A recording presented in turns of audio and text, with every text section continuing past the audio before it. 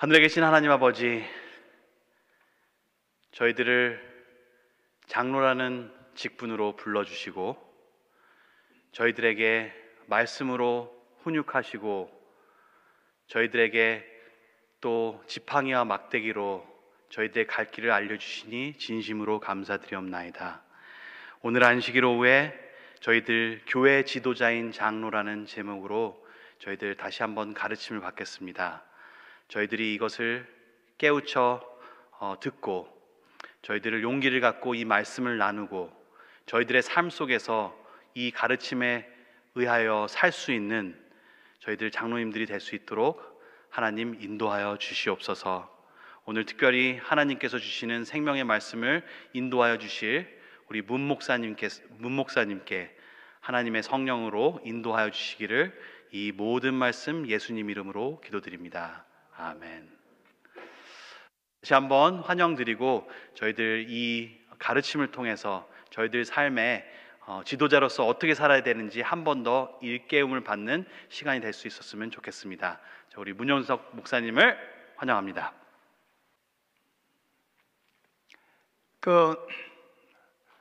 링컨 대통령이 이제 대통령이 되면서 내각을 구성하게 되었습니다. 이제 장관으로 기용된 인물들은 대개 링컨보다는 자기가 잘났다고 그렇게 생각하는 사람들이 많았어요. 그 중에 국무장관 윌리엄 스위드는 자기가 나서서 지도하는 것이 나라를 위해 유익하리라고 믿고 있었고, 또 재무장관 세먼 체이스도 이와 비슷한 교만에 사로잡혔습니다. 그러나 링컨은 그들을 거부하지도 않았고 배척하지도 않았습니다. 그저 겸손한 마음으로 그들의 애국심에 호소하고 또 나라를 건지는 일에 성심성의를 다할 것을 요구했습니다. 물론 얼마 안 가서 그들은 링컨의 위대한 지도력에 감복하고 그에게 충성을 하기로 맹세했습니다. 그 링컨의 너그러운 관용이 이 부하 직원들의 교만을 이긴 것입니다. 링컨이 어디에서 이런 훌륭한 인격과 지도력을 갖출 수 있었겠습니까? 우리가 잘 아는 대로 링컨은 성경의 사람이었습니다. 이제 오늘 우리는 성서적 장로학, 우리 성경에서 말하는 지도자에 대해서 오늘 말씀을 보겠습니다. 출애굽기 18장 21절에 보면 온 백성 가운데서 제덕이 겸전한 자, 곧 하나님을 두려워하며 진실무망하며 불의한 일을 미워하는 자를 빼서 백성 위에 세우라.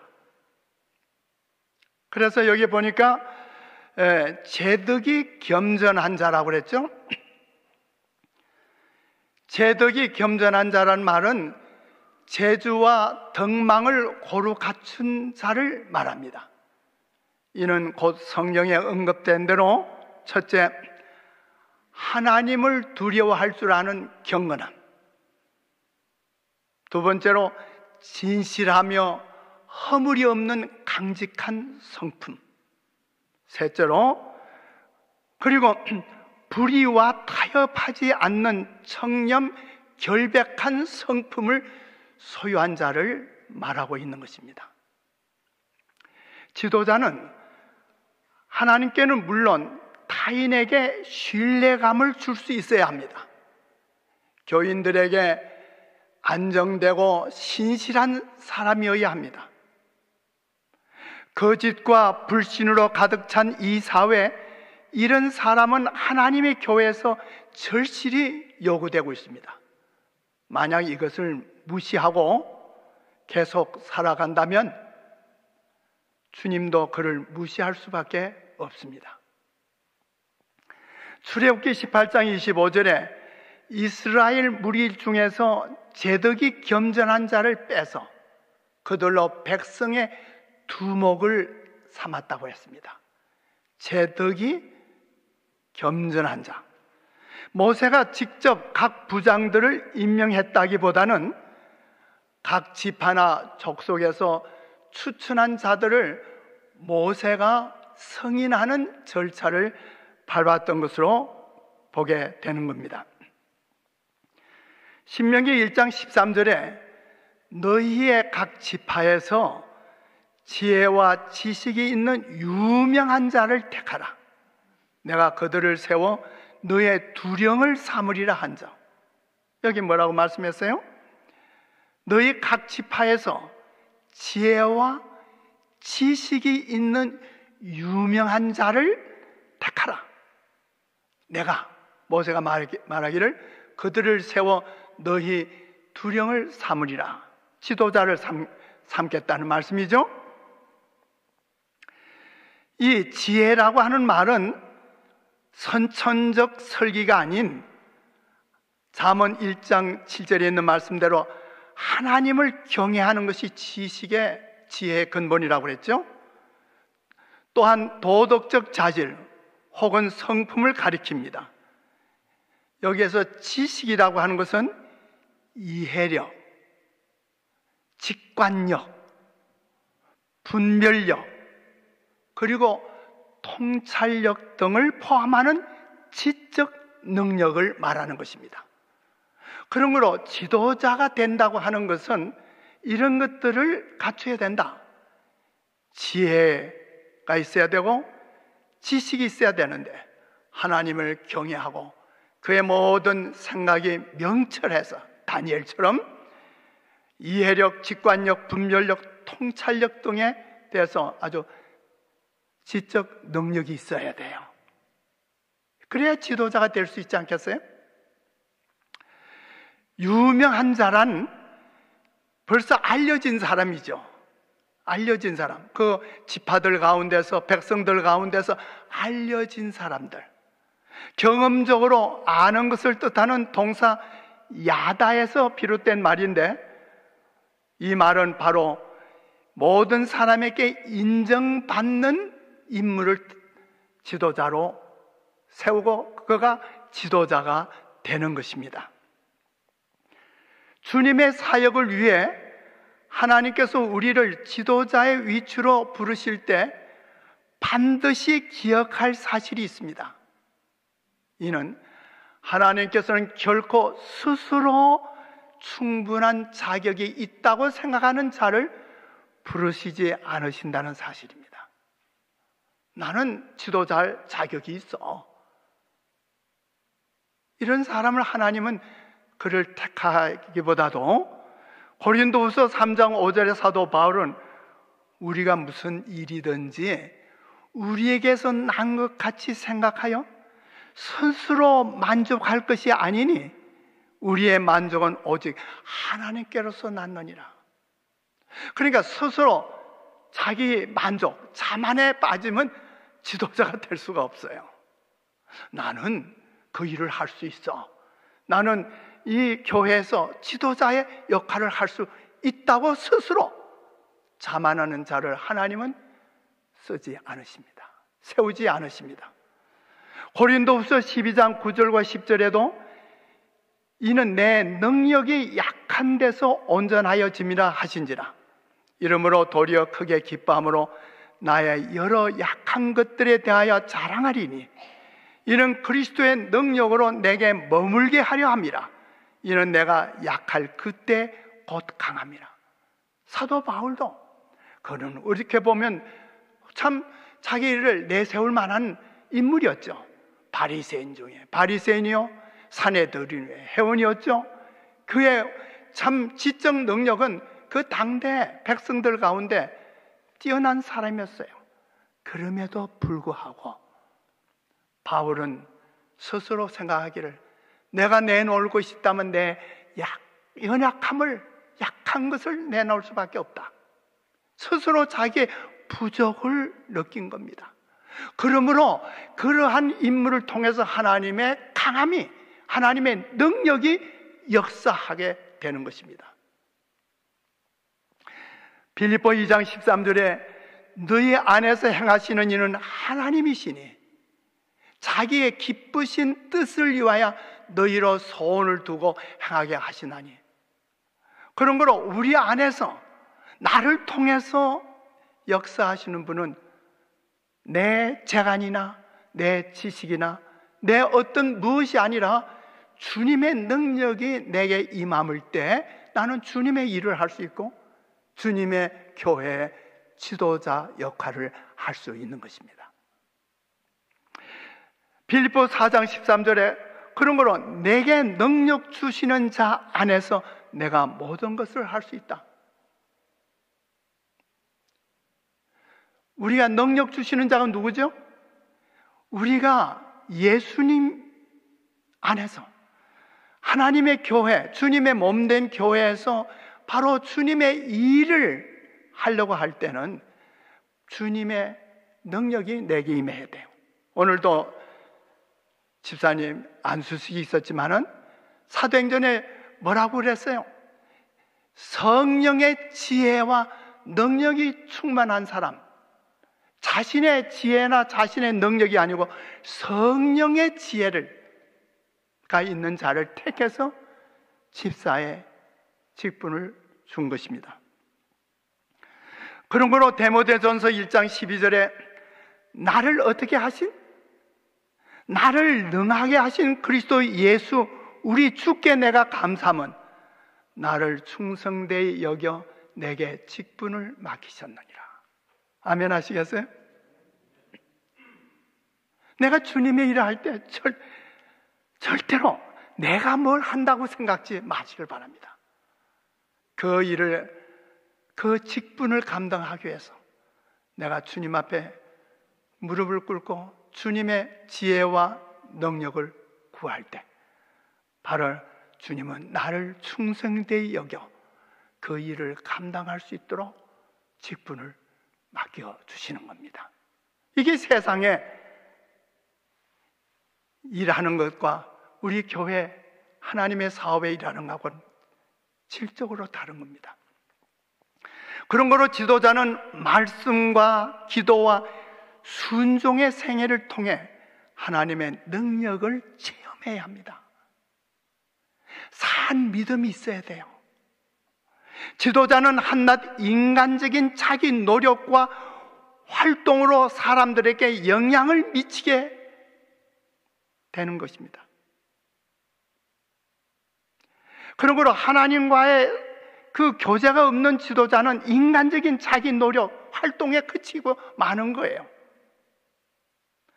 그러나 하나님과의 교제를 누리는 지도자는 전능하신 하나님의 종으로서 하나님의 뜻을 성취할 수 있습니다.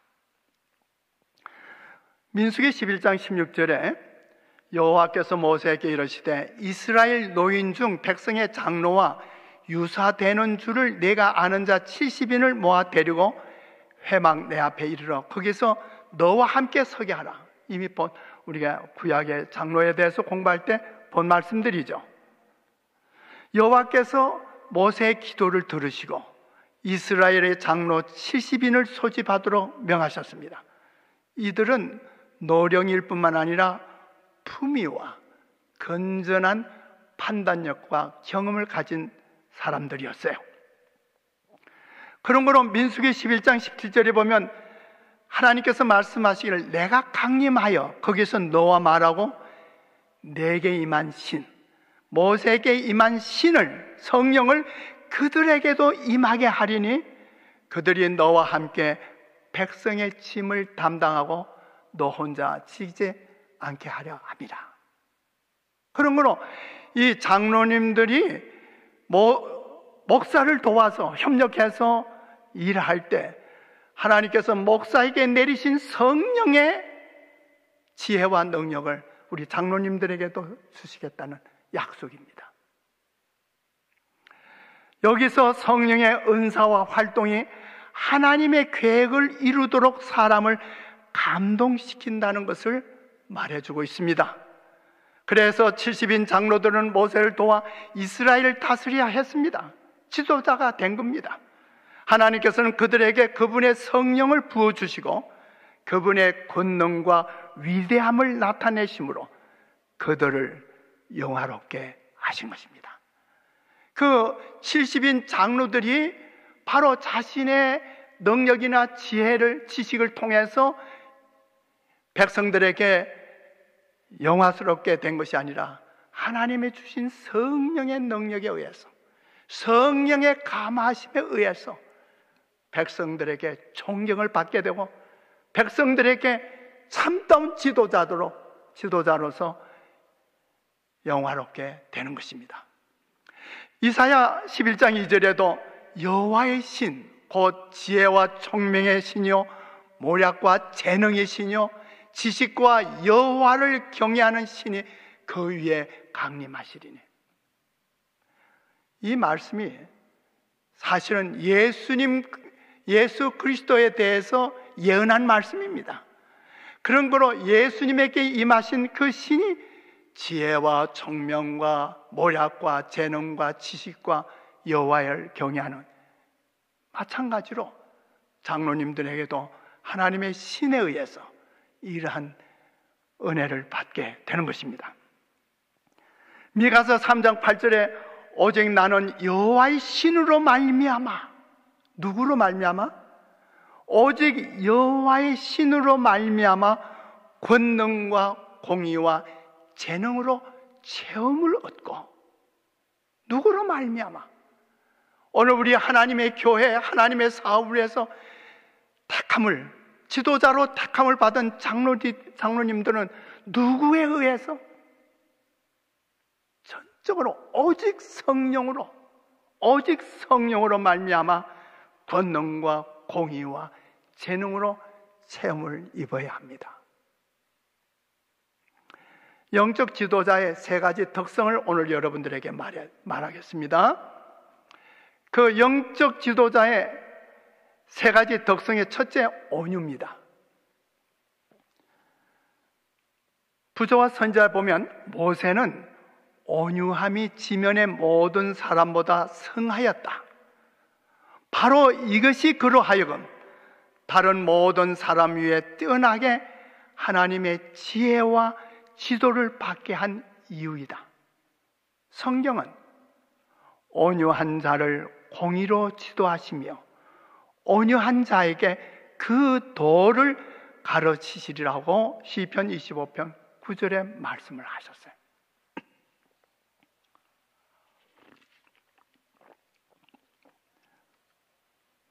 온유한 사람들은 가르치기가 쉽고 가르침을 받기 원하기 때문에 하나님께서는 그들을 지도하실 수 있습니다. 그들은 하나님의 뜻을 알고 행하고자 하는 진지한 욕망을 가지게 됩니다. 하나님께서는 누구의 의지도 강요하지는 않으십니다. 그런 거로 모세가 정말 훌륭한 이스라엘의 지도자였을 뿐만 아니라 어떤 면으로 모세는 세계의 지도자였습니다. 그런 세계의 지도자가 되게 그 영적 지도력을 갖게 된 특성이 뭐였다고요? 온유함입니다. 온유. 그래서 우리 교회 장로님들은 온유한 자들이 되셔야 돼요. 온유가 뭐죠? 따뜻하고 부드러운 미덕, 인간미가 있죠. 이를 말할 수가 있는 거죠. 하나님께서는 너무 교만하여 가르침을 받지 않는 자들로 자기의 고집대로 하는 사람들을 인도하실 수 없습니다. 교만하거나 스스로 자만하거나 그리고 스스로 자부심을 갖고 있는 자들을 하나님은 인도할 수가 없어요. 두 마음을 품은 자, 곧 하나님의 뜻을 행하노라고 공언하면서 자기 자신의 뜻을 따르고자 하는 자에 대하여 이런 사람들은 무엇이든지 주께 얻기를 생각하지 말라고 야고보서에 기록되어 있어요.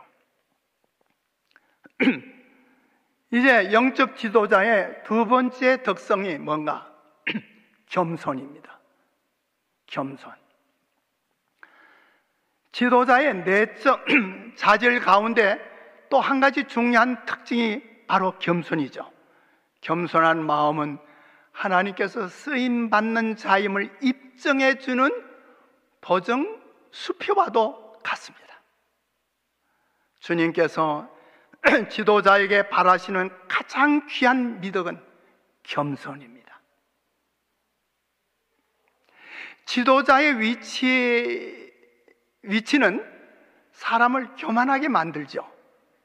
종종 지도자가 되면 나도 모르는 사이에 자기 자신이 교만해집니다. 이게 쉬워요. 그러나 지도자는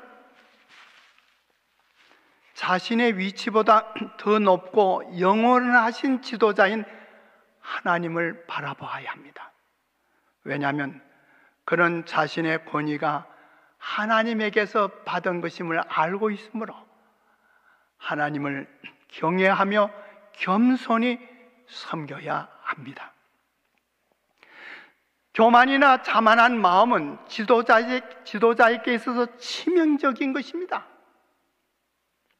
그것은 지도자의 영혼에 두 가지 무서운 병을 일으키게 됩니다. 하나님의 일꾼으로서의 지도력을 잃어버리게 돼요. 교만이나 자만. 그 첫 번째는 다른 사람을 무시하게 된다는 사실입니다.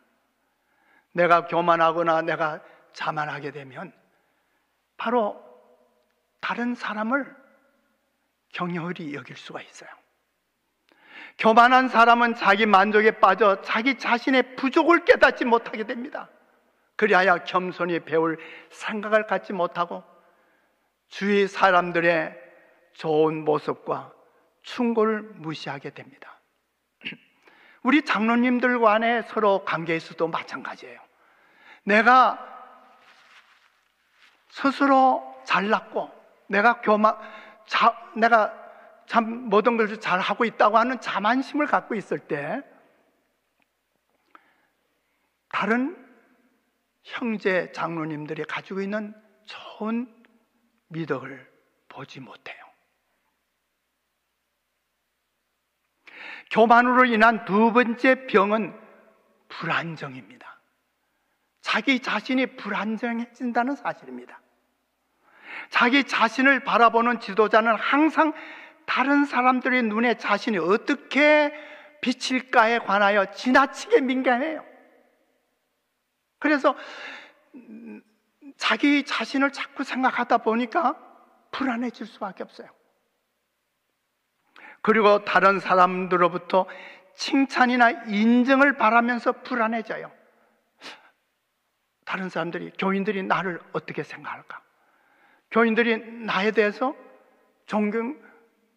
좋게 생각할까? 이렇게 자꾸 자기 자신을 생각해서 자기 자신이 불안정해져요. 정서적으로. 그러면 지도력을 잃어버리죠. 고린도후서 10장 12절에 우리가 어떤 자기를 칭찬하는 자로 더불어 감히 짝하며 비교할 수 없노라. 그러나 저희가 자기로서 자기를 헤아리고 자기로서 자기를 비교하니 지혜가 없도다. 참 이런 말씀들 가만히 보면 굉장히 철학적인 말씀들이에요. 그렇지 않습니까? 지도자들, 특히 일반 평균인들보다 지도자 위치에 있는 사람들은 자꾸 자기 자신을 생각하면서 자기를 비교해요. 내가 다른 형제를 비교하면서 다른 형제의 좋은 점을 배우려고 하는 것보다는 자기 자신으로 만족하고 그런 사람을 지혜가 없다고 그러잖아요.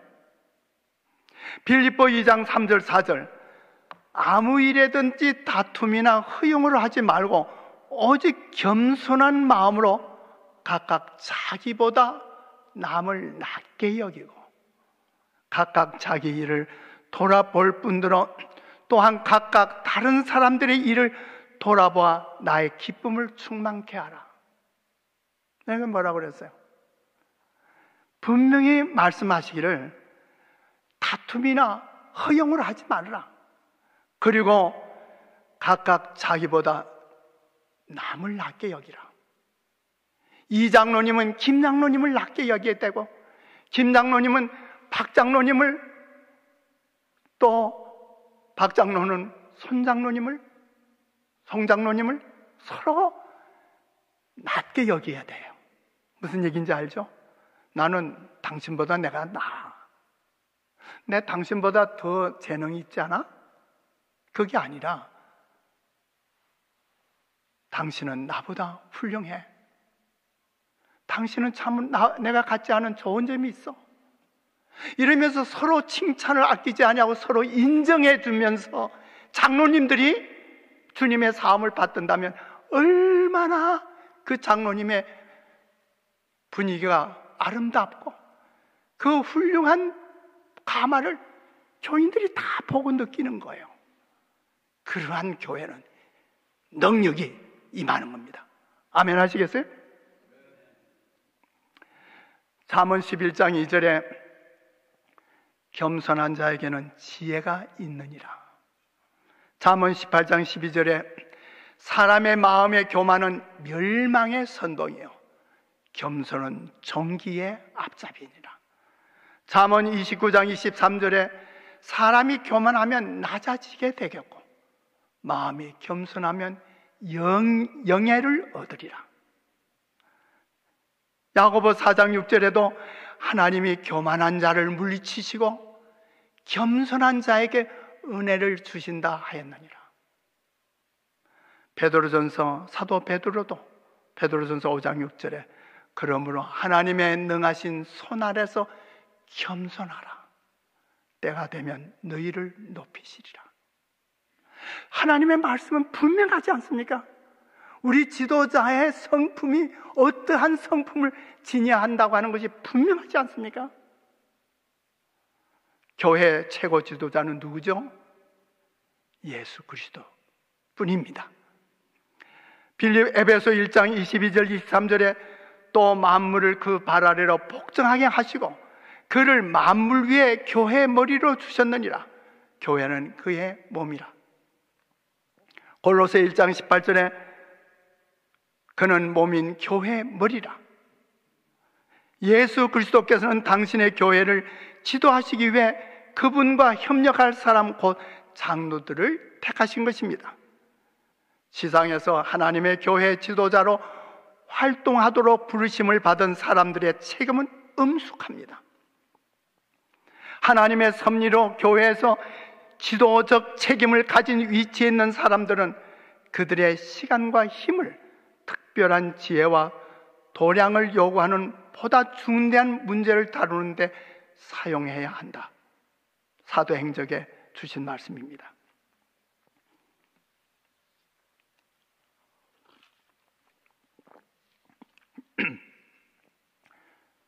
교회 성장하게 대한 연구 결과에 의하면 성장하는 교회들은 대개 강력한 지도력을 가지고 있는데 그것이 지배적이거나 강압적인 지도력을 의미하는 것은 아닙니다. 지도력을 지배권과 혼동해서는 안 됩니다. 교회가 어떤 사회나 단체나 교회도 그 교회를 이끌어 가려고 하면 지도력이 있어야 돼요. 그런데 그 지도력은 독선적이고 강압적인 그런 것이 아닙니다. 베드로전서 5장 1절로 3절에 보면 베드로는 말하기를 너희 중 장로들에게 권하노니 나는 함께 장로된 자요. 베드로도 장로 아닙니까? 너희 중에 있는 하나님의 양무리를 치되. 누구의 양무리? 여기 분명하잖아요. 너희 중에 있는 하나님의 양무리를 치되 하나님의 뜻을 쫓아 자원함으로 하며 즐거운 뜻으로 하며 맡겨온 자들에게 주장하는 자세를 하지 말고 오직 약무리의 본이 되라. 여기 지도자에 대한 훌륭한 지도상이 나타나 있습니다. 우리의 교회인들, 이 약무리가 하나님의 것이기 때문에 장로들은 주님의 목자로서 자기들의 것보다 더 충실하게 그것을 돌봐야 합니다. 어떤 의미로 보면 교인들은 내 가족들보다 더 귀한 분들이에요. 귀한 약물이에요.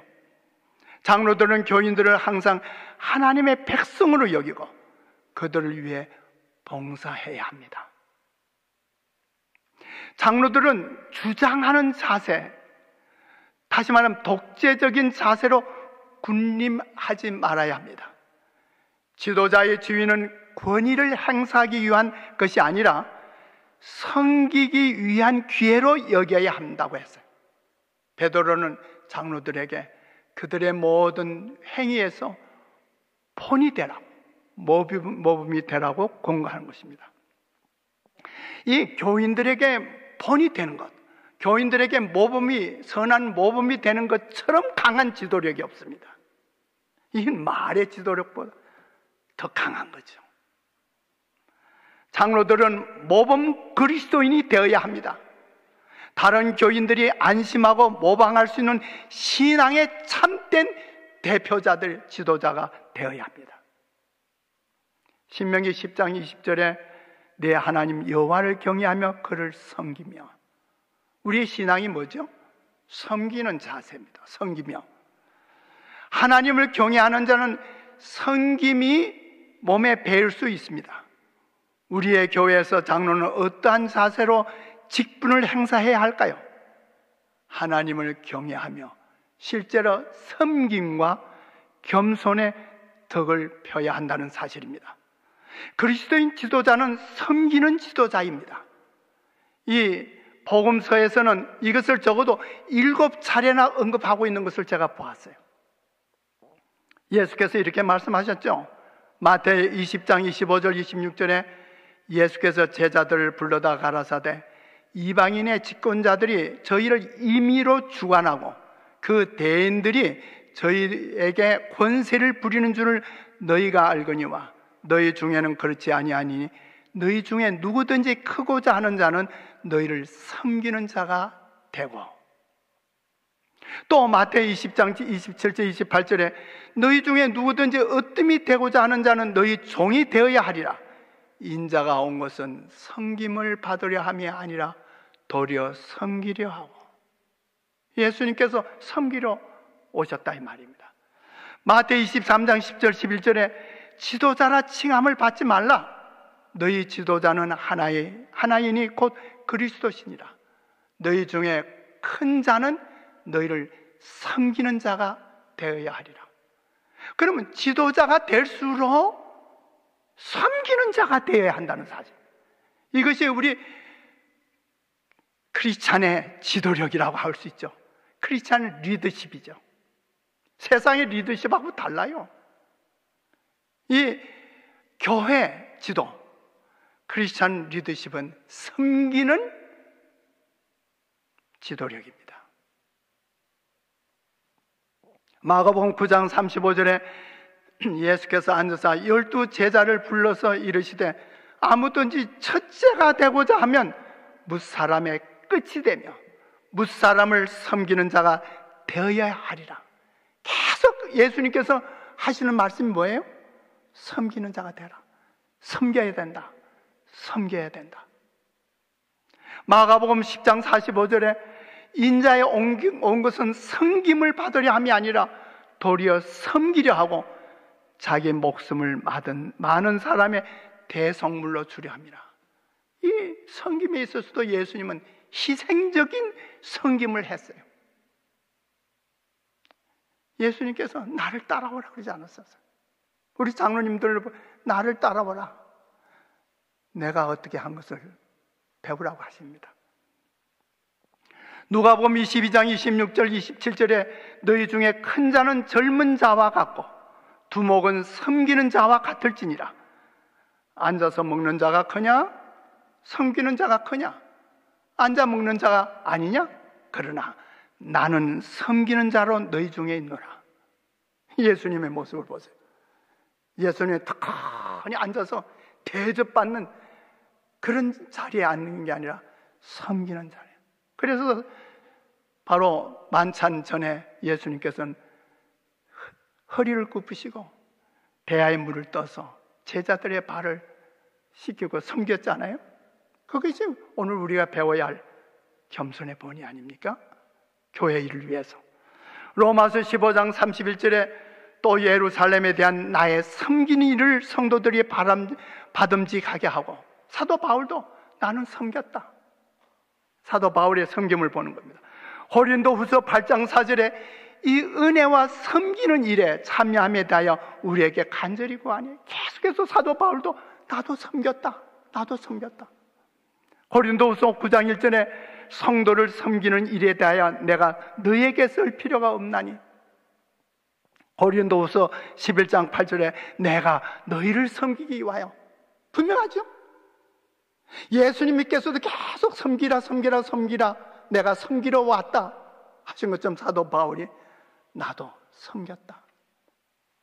그러면 오늘 우리 장로님들은 뭐 해야 돼요? 교회 지도자로서 교인들을 위해 군립하는 게 아니라 교인들을 위해서 섬겨야 합니다. 어떤 의미로 보면 집사들보다 더 섬겨야 되죠, 교인들을요. 이제 영적 지도자의 세 가지 특성의 온유, 겸손. 세 번째 뭘까요? 네, 한번 제가 퀴즈를 내볼까요? 세 번째 뭘 제가 말씀드리려고 하는 것 같아요? 세 번째 특성이 뭐가 있을까요? 사랑입니다. 사랑. 이 그리스도인 지도력은 사랑이 중심이 된 지도력이어야 합니다. 행정 기술은 중요하다. 그러나 지도력의 기술이 지도력의 정신만큼 중요한 것은 아니죠. 장로가 어떻게 예모 있고 영적으로 교인들을 지도하느냐 하는 것은 어떻게 재간으로 지도하느냐 하는 것보다 더 중요하죠. 우리 사랑장 하면 고린도전서 몇 장이죠? 예? 고린도전서 13장 4절로 7절에 제가 표준 세번역에 있는 말씀을 한번 볼게요. 사랑은 오래 참고 친절합니다. 사랑은 시기하지 않으며 뽐내지 않으며 교만하지 않습니다. 사랑은 무례하지 않으며 자기의 이익을 구하지 않으며 성을 내지 않으며 원한을 품지 않습니다. 사랑은 불의를 기뻐하지 않으며 진리와 함께 기뻐합니다. 사랑은 모든 것을 덮어주며 모든 것을 믿으며 모든 것을 바라며 모든 것을 견딥니다. 이런 미덕을 갖고 있으면 훌륭한 지도자가 될까요? 예, 우리 송장로님. 예, 아멘이죠. 그러니까 최고의 미덕, 지도자로서의 최고의 미덕은 사랑입니다. 예수님의 제자들이 있죠. 예수님의 제자들 가운데 사랑의 제자가 누구죠? 요한이죠. 이 요한은 원래는 성격이 아주 안 좋았어요. 아주 우울의 아들이라고 그랬어요.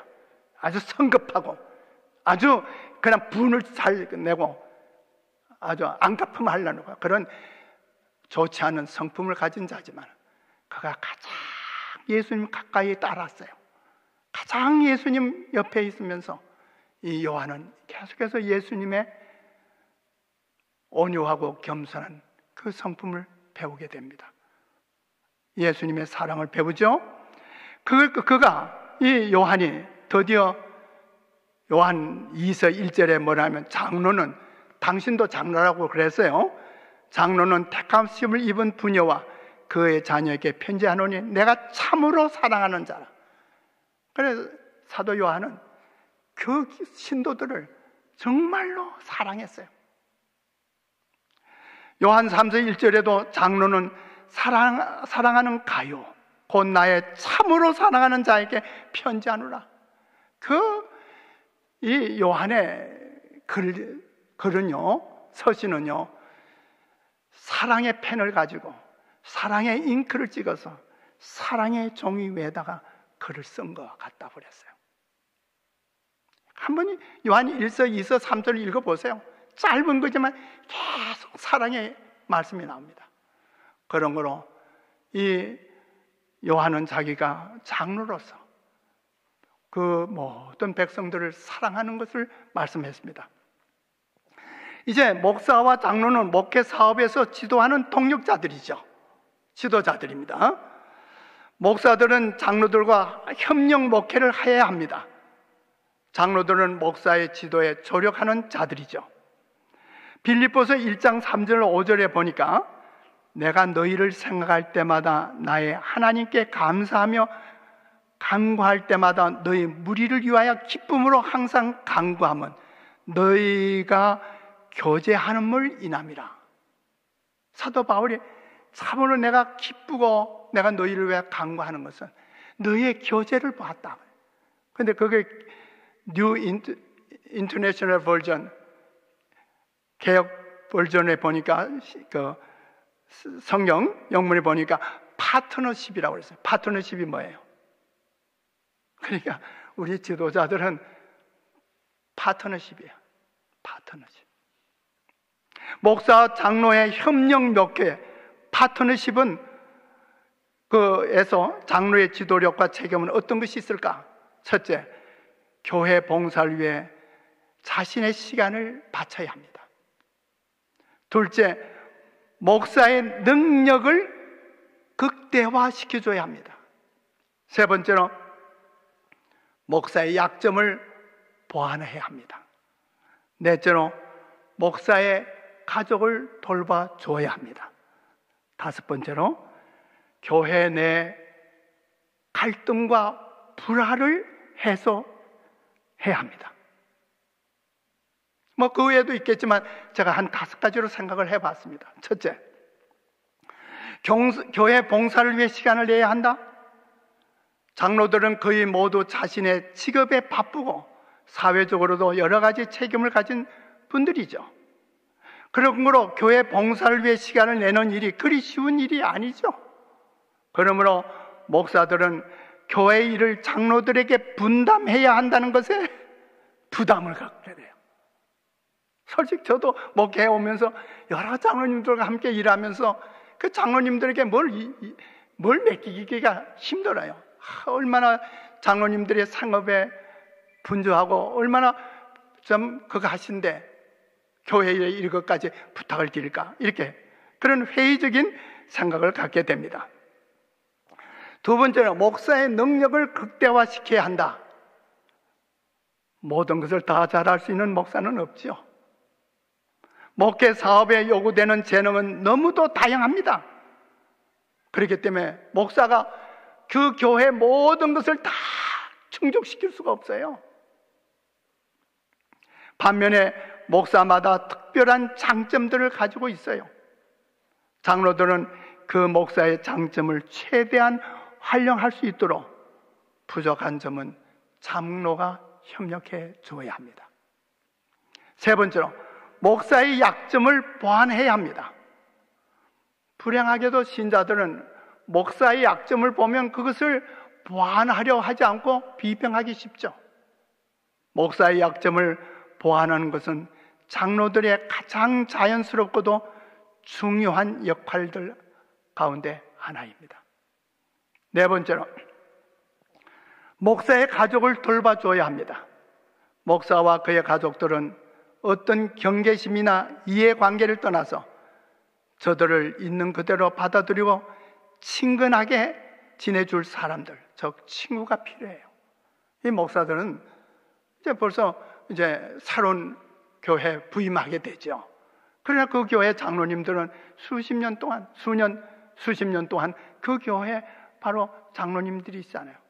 그러니까 그 교회에 와서 어떤 면으로 보면 2년, 어떨 때는 3년까지 가도 그 교회를 제대로 파악도 못해요. 그러한 불안한, 정말 어떻게 할 줄 모르는 그런 목사의 그 가족들도 있는데, 그 사모의 경우도 그래요. 이 사모들이 어떤 면을 보면요, 일반 교인과 같아요. 목사는 사실 어떨 때로 자기 어떤 가명을 가지고 신학교도 가고 그 다음에 헌신해서 뭐 목사도 됐다 하지만은 어떻게 하다 보니까 목사의 아내가 됐어요. 그죠? 제가 알고 있는 어느 장로님이, 한국에 있는 서울의 큰 교회 한 장로님이 계셨는데, 그 장로님 평생 저게 당신의 사모를, 부인을 우리 교회로 인도하지 못했습니다. 평생을. 그가 결혼할 때는 다른 교회 교인과 결혼을 했거든요. 근데 그게 쉽게 된 게 아니잖아요. 어쨌거나 제 예는 그 목사의 사모마다 가진 또 달란트가 있어요. 우리 교회 좀 김명림 목사님 사모님은 아주 음악적인 재능이 훌륭하지 않습니까? 피아노도 잘 치죠. 오르간도 잘하죠. 정말 이 관악도 지휘도 잘해주죠. 그러면 이런 사모를 교회가 유익되게 잘 활용하는 겁니다. 예? 그 사모가 이것도 하고 저것도 하고 다 할 수 없잖아요. 어떻게 보면 부엌에 가서도 다 잘하고, 또 이 사모는 새로운 신자들을 잘 환영하고 교제하는 일이라도 해야 돼요. 하여간 이러한 목사의 가정을 장로님들이 잘 도와줘야 됩니다. 교회 내 불화를 해소해야 합니다. 먼저 교인들 간에 불화가 있을 때 장로가 지혜롭게 도와줘야 돼요. 교회에 많은 문제가 생겨요. 그렇지 않아요? 뭐 어떤 집사들과 또 어떤 교인들과 서로 뭐 불화되는 것이 다 귀에 들려오지 않아요? 그럴 때 장로님들이 친근하게 가서 교회 어른으로서 그런 분들을 화목시켜야 돼요. 화목시키는 자는 어떻다고 그랬어요? 하나님의 아들이라 칭함을 받으리라. 예. 교회 안에 불화, 갈등 이런 것들이 있을 때 장로님이 못 본 체 하면 안 돼요. 그래서 그럴 때 한쪽 편을 들면 안 되죠. 그러다 보면 서로 상대적으로 갈라지죠. 이 교회에서 목사와 장로의 관계는 직위의 관계가 아니라 직분의 관계입니다. 목사가 장로보다 더 높고 장로는 그 밑이 아니에요. 직위가 아니란 말이다. 아닙니다. 직분입니다. 목사가 하는 직분이 있고 장로님들이 담당할 직분이 있는 거예요. 그러나 서로 불화할 수가 있죠. 가장 교회 안에 또 문제가 되는 것이 목사와 장로들, 지도자들 간의 관계입니다. 장로와 목사와 견해가 다른 문제를 다룰 때 때로는 그걸 공개적으로 여론을 일으키지 말고 그걸 목사와 단둘이 얘기를 해서 그 견해가 다른 것을 서로 조율을 해야 돼요. 목사가 미처 그 교회에 합당한 어떤 일에 대해서 그 견해가 다를 때 그것이 장로님의 생각이 더 옳다고 생각하면 목사가 그 장로님의 의견을 수렴하게 될 것이고, 또 장로님이 생각할 때 그 목사님의 지도하는 영적 지도가 올바르다고 생각하면 장로님이 내 견해하고는 좀 맞지 않지만, 내 마음하고는 맞지 않지만 따라가 줘야 돼요. 때로는 한 장로님과 목사님과의 서로 의견이 다를 수 있죠. 그럴 때 때로는 장로회에서 서로 의논이 돼야 돼요. 그래서 이제 여러 장로님들이 이 생각이 더 옳은 것 같으네요, 이 계획이 더 좋을 것 같습니다 하고 그 합의가 되면, 내가 그게 반대했다 하더라도, 다른 의견을 갖고 있었다 하더라도 그 합의된 장로회나 직원의 의견에 따라가 줘야 돼요. 아니야, 나는 거기에 합의 안 했어, 나는 내 생각은 달라 하고 다른 어떤 뜻을 맞추려고 어떤 분들하고 얘기하다 보면 교회가 불리게 되는 거예요. 맞습니까? 제가 제 목회 경험에서 지난번에 제가 캐나다 토론토 교회 건축에 대해서 말씀을 드렸지만은, 제가 한국에 있을 때 한국에서도 교회 건축을 했습니다. 우리 임유진 장로님이 그날 제가 강의하고 끝나고 가니까, 목사님이 이문동 교회도 건축하셨죠? 이제 그렇게 우리 임유진 장로님이 잠깐, 길게는 아니지만 한동안 이문동 교회를 나왔었어요. 근데 그때는 저는 용산교회에서 3년간 전도사로 부임해서 3년간 용산교회를 부임한 후에 그냥 이문동 교회로 가게 돼서 이제 이문동 교회에 가게 된 거예요. 근데 이제 이문동 교회가 참 하나님의 은혜로 교회가 부흥하기 시작했어요. 아마 침례자도 꽤 많이 나오고 11금도 꽤 상승이 돼서 서울 시내 5교회 교회 안에 들어갈 정도로 교회가 성장이 됐어요. 그런데 이제 교회가 아무래도 낙후돼 있으니까 교회당을 이제 건축하자고 하게 된 거예요. 그래서 교회 건축을 하자고 이제 다 의논하고 또 거기에 따라서 다 헌금 작정도 하고 이제 그렇게 하지 않았어요? 이제 그러면서 이제 교회가 드디어 건축이 시작됐습니다. 교회가 높이는 3층 높이입니다. 그래도 꽤 그 당시에는 큰 교회 건물로 이제 짓게 되는데 문제가 생기는 거예요. 근데 이 교회 수석 장로님이 건축위원장이시고 이제 이 교회를 건축하는 일에 총책임을 지고 진행을 하죠. 그런데 수석 집사하고 뜻이 안 맞았어요. 갈등이 생겼어요. 때로는 이 교회 골조는 올라갔는데 교회당 안에서 서로 의견이 안 맞아서 서로 다투는 소리가 막 싸우다시피 다투는 소리가 바깥에 나요. 바로 교회 옆에 이제 그 집들이 있어요. 제가 어떻게 하는지 아세요? 아이고, 교회 건축은 안 해도 좋지만 싸움은 하지 마셔야 된다고. 제가 이제 그렇게 하면서 하는데 드디어 선거위원회 때가 이제 온 거예요. 대개 이제 교회 문제가 생길 때 선거할 때 아닙니까? 그럴 때가 많이 생겨요. 이제 제가 아직도 전도사고 안수도 안 받은 그런 상태에서 그 교회를 운영을 하니까 당연히 제가 수석 장로님에 대해서 의견을 따라가고 수석 장로님의 의견을 제가 청취합니다. 그래서 이제 장로님하고 이제 신년도 이제 직원들 뭐 다는 아니지만 수석 집사는 누구 하면 좋겠습니까? 너 어떻게 하면 이제 이렇게 좀 의논을 하잖아요. 근데 한마디로 그 수석 남집사죠. 수석 집사 바꿔야 된다고 그러는 거예요. 근데 이제 그 두 분이 다른 일이 없었으면요, 뭐 1년 하고 수석 집사가 또 바뀔 수가 있죠. 근데 두 분이 싸웠단 말이에요. 싸움을 교인들이 또 다 알고 있는 거예요. 그 심히 다툰 것을 알고 있는데 탁 그 수석 집사를 그만두게 하고 다른 말을 바꾼다면 이게 틀림없이 그 당사자는 크게 낙심이 될 거고 이제 뭐 목사에 이제 전도사에 대해도 교회 목회자에게 대해서도 불신이 갈 거고 여러 가지 있을 거 아니에요? 그래서 제가 그 장로님 댁으로 갔어요. 가가지고 장로님 1년 더 수석 집사 지키십시다. 그 다음에 가서 뭐 그거 하면 바꾸더라도 더 내년은 그냥 유임시키면 어떻겠습니까? 안 됩니다. 바꾸셔야 돼요. 바꿔야 됩니다. 그래서 그냥 의논이 안 되고 저는 할 수 없이 이제 집에 왔죠. 금요일 아침입니다. 장로님이 교회 건축하고 있는데 올라오셨어요. 올라와가지고 교회당 안에서 얘기를 하게 됐습니다. 어디 다른 사람으로 바뀌기로 생각을 했느냐고. 그래서 장로님, 제가 이번에는 그 집사를 그만두게 하는 것이 제 마음에는 도무지 허락되지 않는데요.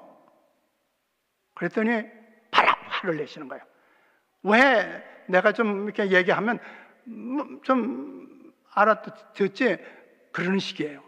그러더니 나가면서 교회당 문을 확 소리내게 여닫고 가버리시는 거예요. 이제 안식일 날 설교 준비를 하고 있는데 오후쯤 됐을 거예요. 오후쯤 됐는데 이번에 선교회장 장로님인데 선교회장님이 이제 오신 거예요. 오더니 목사님 얘기 좀 합시다. 그랬더니 뭐냐면 그 장로님이 하자는 대로 하십시오. 그래야 전도사님도 편하실 겁니다. 그리고 그 제 전에 있었던 전임 목사님들이 훌륭한 목사님들이 계셨어요. 또 알려진 훌륭한 목사님. 그런 분들도 그 장로님의 말을 다 거슬리지 않았다는 거예요. 그래서 제가 뭐라냐면, 장로님, 저는 앞으로 앞길이 창창한 이 하나님의 교회를 목양할 목사인데, 전도사인데, 목회자인데, 저에게 용기는 주시지 못할 망정 이렇게 말씀하시면 되겠습니다. 저는 만약 그 장로님과에 대해서 문제가 생기면 제가 그것을 감수하겠습니다. 그랬더니 그냥 그 장로님도 좀 역정을 내시면서 가셨어요. 다 저보다 나이가 많으신 분들이에요. 선교회장이고. 그럼 어떡할까요? 이제 안식일 돼서 제가 기도하는 마음으로 이제 말씀을 잘 이제 그날 설교를 하고, 그날 이제 집에서 기도를 드리고, 그 다음에 이제 일요일 아침에 그분의 사업장으로, 세운상가인데 세운상가의 사업장으로 제가 찾아갔어요. 찾아가서, 장로님, 이번 한 해 더 그냥 유임시키도록 하십시다. 그랬더니 장로님이 안 돼요. 이번에 바꿔야 합니다. 그러는 거예요. 그래도 저는 도무지 제 마음에, 기도하면서 아무리 생각해도 제 마음에 내키지 않는, 그렇게 허락이 되지 않는데요. 그랬더니 그제서야 장로님이 뭐라고 하시냐면, 다방에 갑시다. 그래서 이제 그 당시에는 다방 있잖아요. 다방으로 갔어요. 갔더니 이제 장로님의 얘기가, 어젯밤에 내가 꿈을 꿨어. 꿈을 꿨는데 어떠한 중요한 문제로 가는데, 기차역인데 기차가 들어왔는데, 그 기차 이제 급히 타서 가야 되겠는데 타려고 했더니 역장이, 여보, 당신 이 차 못 타. 이 차가 어떤 차인데 이 차를 타려고 그래. 대통령이 타는 차라고. 이제 그런 식으로 해가지고 장로님을 못 타게 하는 거예요. 그때 전도사님이 가방을 들고 오시더라는 거예요. 꿈에서. 그런데 장로님 왜 여기 있느냐고 이제 그래서 자기가 지금 급한 일로, 중요한 일로 가야 되는데 지금 내가 이 기차를 못 타게 됐다 보니까 전도사님이 그 역장한테 얘기하니까 타라고 그러더라고. 그 꿈을 꿨다고. 그런데 그 얘기까지만 안 한 게요. 그 얘기를 내가, 그 사모님이 이제 집사님이셔요. 집사람한테 얘기했더니, 여보, 전도사님이 하르자고 하는 대로 따르시오 라고 얘기를 했다는 겁니다. 그제서야 하면서 뭐냐면, 전도사님 생각대로 하시죠. 그날 저녁에 이제 선거위원을 모이는 건데, 그러면서 장로님이 이제 당신의 뜻을 철회했어요. 장로님 감사합니다. 그리고 세운상가에 나와가지고 제가 버스를 못 탔어요. 왜 버스를 못 탄 줄 아세요? 눈에서 눈물이 막 흐르는데 도무지 그 버스를 탈 수 없어서 종로 5가까지 걸어갔어요. 걸어가가지고 버스를 타고서 제가 왔어요. 그리고 그날 저녁에 이제 선거위원회에서, 그러자마자 수석 집사 얘기부터 먼저 꺼낼 수는 없잖아요. 다른 일 처리하면서 수석 집사님을 내년 한 해 더 유임하기로 그렇게 했습니다. 했더니 거기에 있는 이제 장로들도 있고 선거위원들이 저를 딱 쳐다보는 거예요. 이분들 다 알고 있는 거예요. 벌써 수석 장로님의 뜻을 알고 있는 거예요. 그런데 어떻게 전도사님이 그렇게 결정을 내리냐 그 얘기죠. 그러더니 다들 선거위원회 이제 끝나고 난 다음에 나가니까 그 선교회장님이, 장로님이, 목사님 어떻게 된 일이요? 어떻게 돼? 다 장로님이 다 순응하셨습니다. 그래가지고 이제 했는데 이 얘기가 거기서 끝나는 게 아니에요. 그래서 선거위원을 다 발표하고 새로 다 해가지고 이제 교회 건축은 계속 진행하는데, 이번에는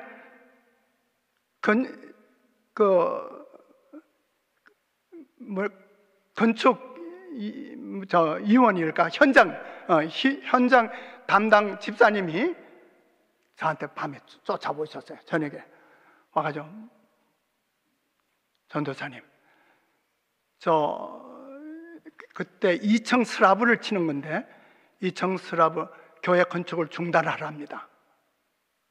건축위원장이 중단을 시킨 거예요. 중단하라는 거예요. 그래서 왜요?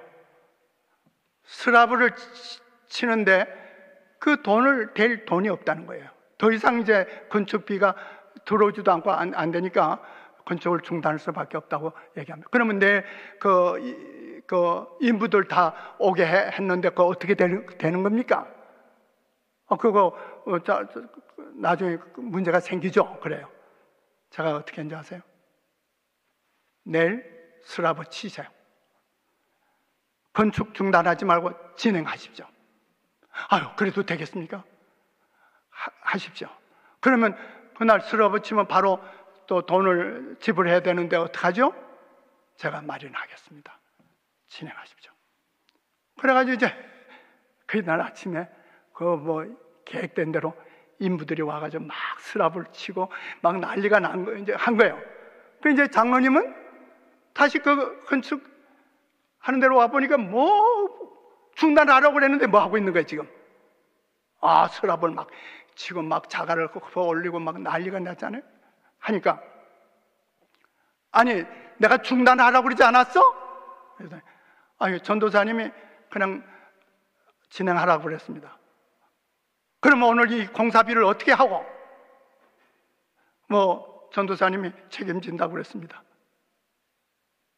그랬는데 반면 저는 어떻게 했는지 아세요? 그날 새벽에 날이 밝기도 전에 회계 집사한테 찾아간 거예요. 왜냐하면 건축 헌금 작정한 것들 있잖아요.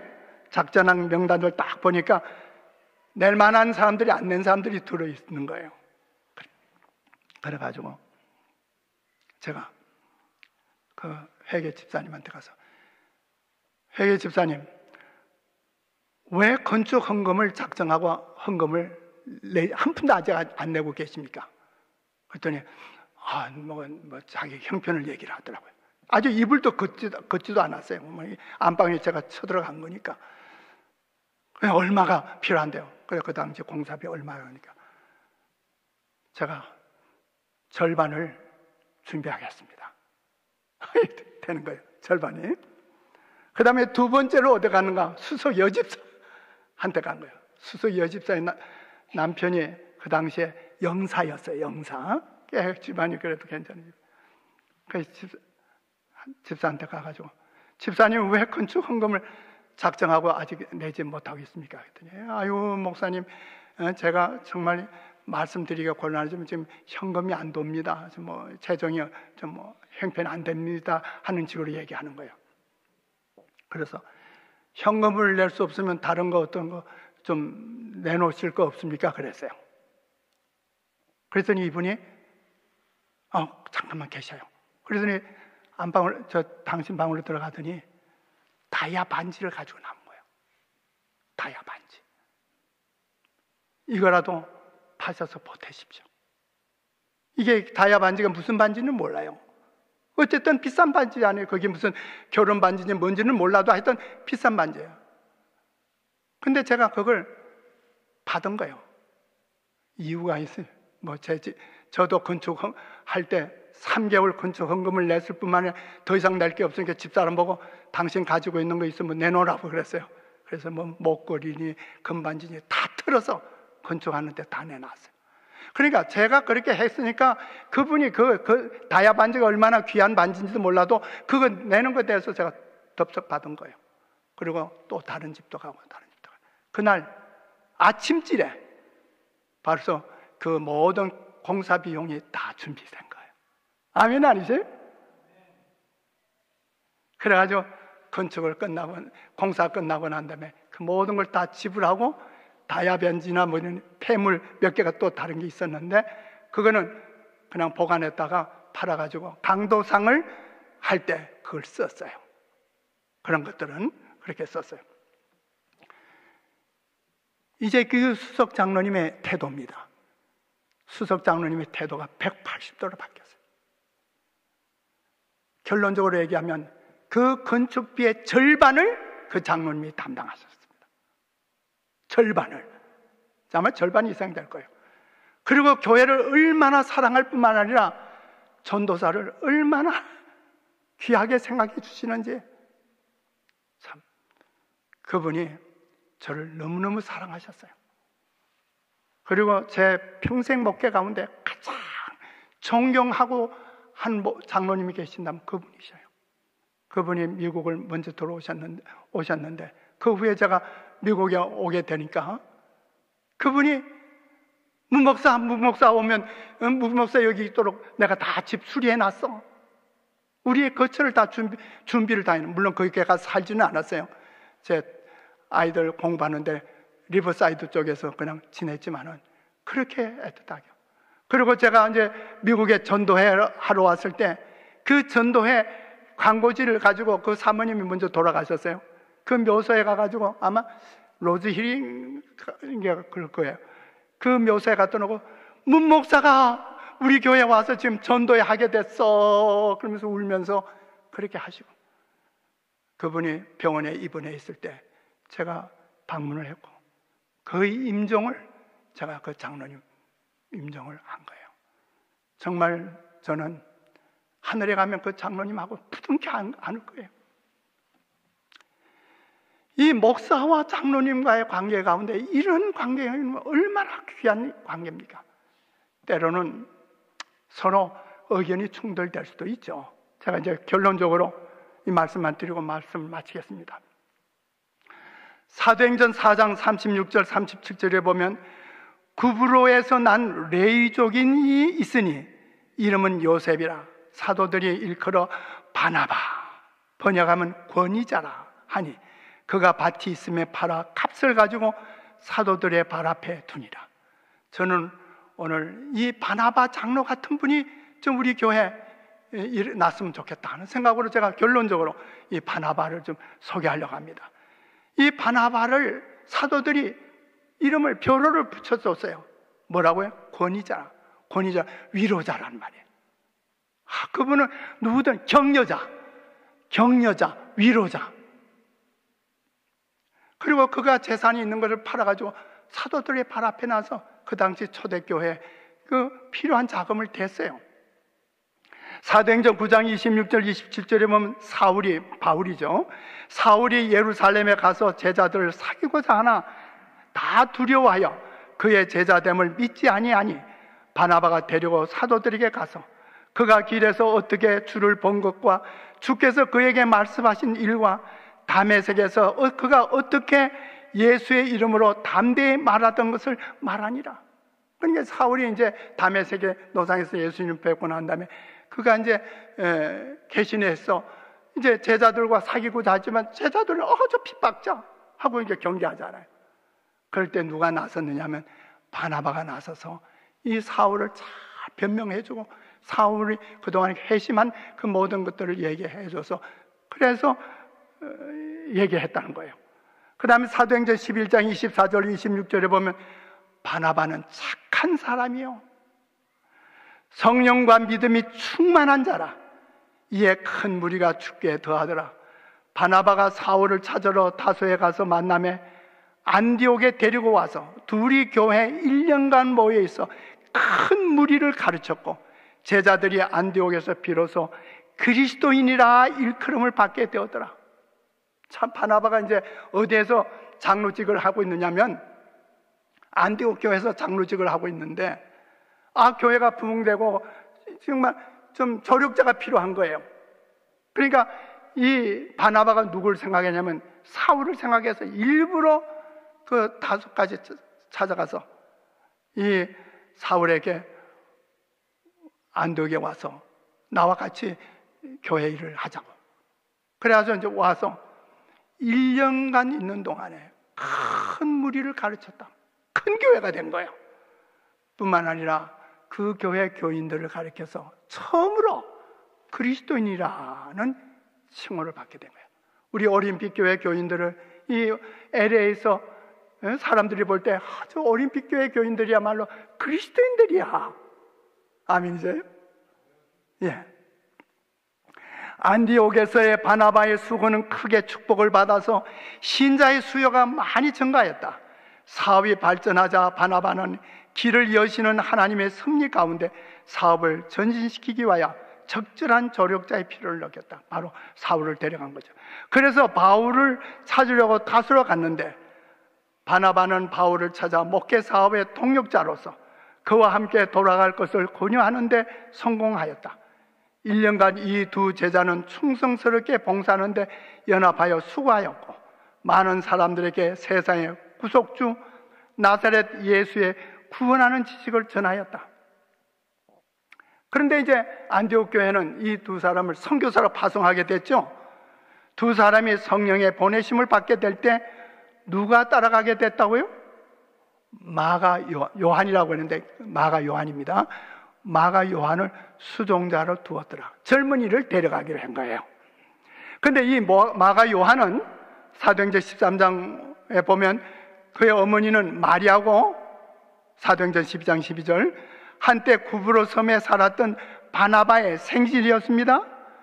예루살렘에 있던 마가의 집은 부활 성천 후에 제자들이 한동안 머물렀고 초기 예루살렘 교회 교인들이 해집하였던 다락방이었던 집이 바로 이 마가의 집이었어요.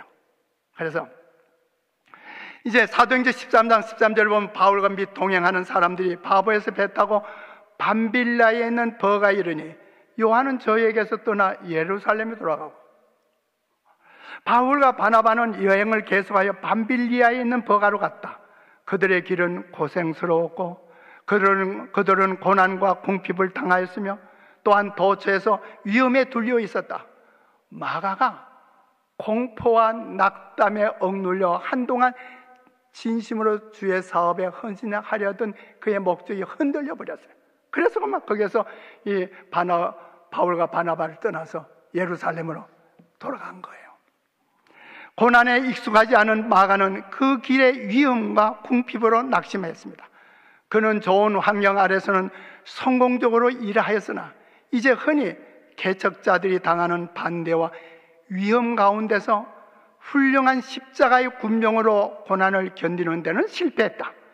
그는 위험한 박해와 반대를 용감한 마음으로 맞아야 할 것을 배워야 하였다. 사도들이 앞으로 나아갈 때 마가는 더 큰 어려움을 우려하고 겁이 나서 용기를 완전히 잃어 앞으로 나아갈 것을 거절하고 예루살렘으로 돌아갔다. 이러한 이탈은 바울로 하여금 한동안 마가를 나쁘게 생각하여 혹독하게 판단하였다. 이 마가가 그냥 뺑소니 치고 자기 집으로 돌아가 버리니까 이 강직한 바울은 어때요? 그 몹쓸 일꾼이라고 그렇게 생각한 거죠.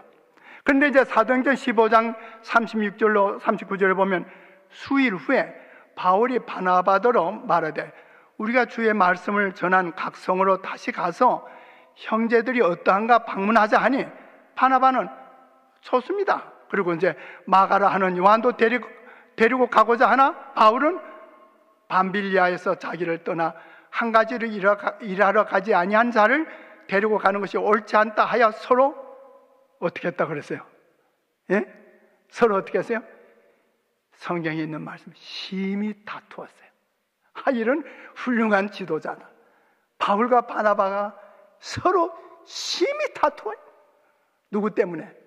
아까 제가 말한 교회 건축 때문에 다 좋은 생각이지만 의견이 좀 틀리니까 그냥 다투는 것처럼 말이에요. 바나바는 마가를 데리고 가자고 하니까 바울은 아니라고.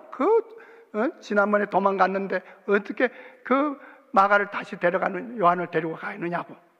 절대로 안 된다. 그래서 합의가 안 돼요. 심히 다투어도 합의가 안 되니까 그러면 할 수 없습니다. 그러면 우리 그냥 갈라섭시다.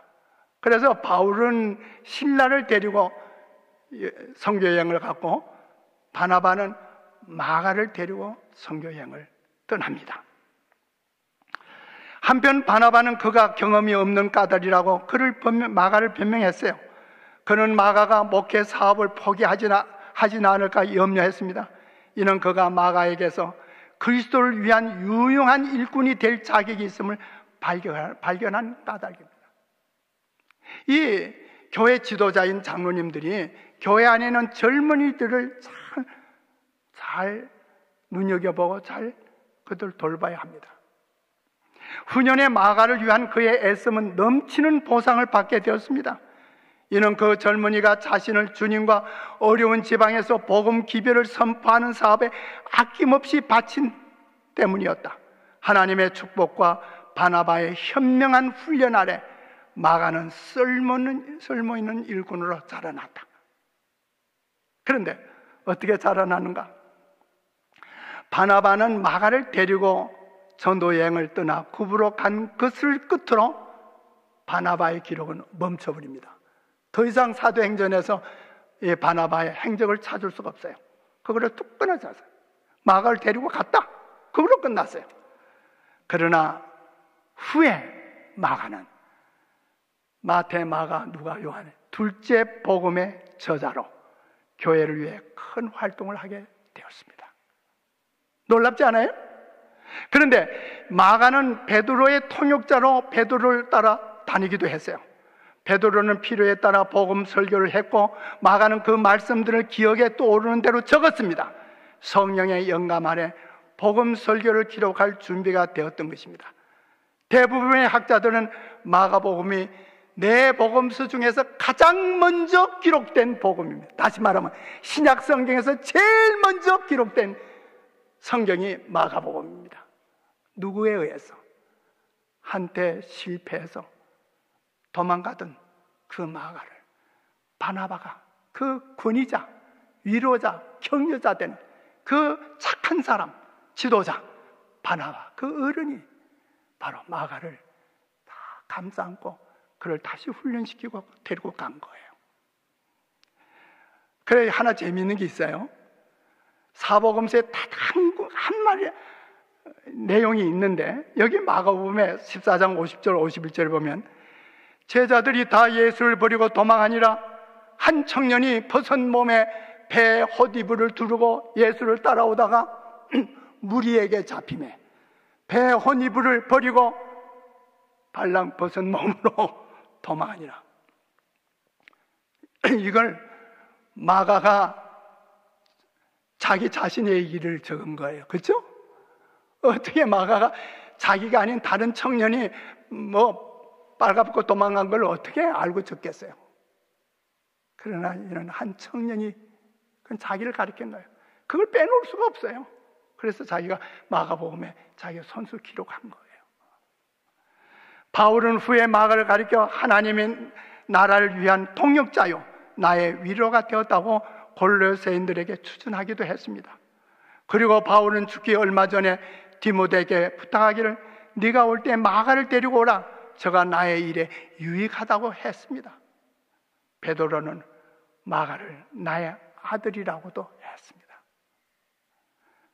베드로전서 5장 1절 4절에 너희 중 장로들에게 권하노니 나는 함께 장로된 자요 그리스도의 고난의 정인이요 나타날 영광에 참여할 자로다. 그리하면 목자장이 나타나실 때 시들지 아니하는 영광의 면류관을 주리라. 이 시들지 아니하는 영광의 면류관을 얻으리라는 헬라의 말씀은 영원한 꽃이라는 뜻이 있어요. 영원한 꽃. 그 당시 운동 경기를 하게 되면 그들에게 월계관이라고 해서 풀로 엮은 꽃된 꽃 둘레 그걸 머리에 씌우죠. 그러나 그걸 화환이라고도 하죠. 그런데 베드로는 바로 장로들에게 말하기를 영원하고도 영광된 면류관으로서 장로들은 미래에 이러한 면류관을 쓰게 될 것이라고 말씀하시네요. 그거는 그리스도의 영광에 참여하게 될 것이라는 것을 밝힌 것입니다. 아무쪼록 장로님, 오늘 이 귀한 참 지도자로서의 장로들이 어떻게 해야 할 것인가, 오늘 우리 장로님들, 제가 교회 젊은이들을 어떻게 잘 인도해야 된다는 사실을 숙제로 말씀을 드리면서 오늘 공부를 마치겠습니다. 그리고 기도하고 일단 마치겠습니다. 기도하겠습니다. 하늘에 계시는 아버지 하나님, 참으로 주님께서 당신의 교회, 정말로 장로님들을 지도자로 삼으시고 그들에게 필요한 지혜와 능력을 주시겠다고 약속하셨으며, 참으로 장로님들의 교회를 위해서 어떻게 봉사하고 헌신해야 할지를 가르쳐 주신 것을 인해서 감사합니다. 지난 몇 시간을 통해서 우리 장로님들의 그 귀한 직분과 그 사명과 그 모든 일들을 어떻게 감당해야 할 것이고, 주님께서 참으로 이제 그 장로님들에게 영광의 면류관을 씌워주실 날을 약속해 주신 것에 인해서 감사합니다.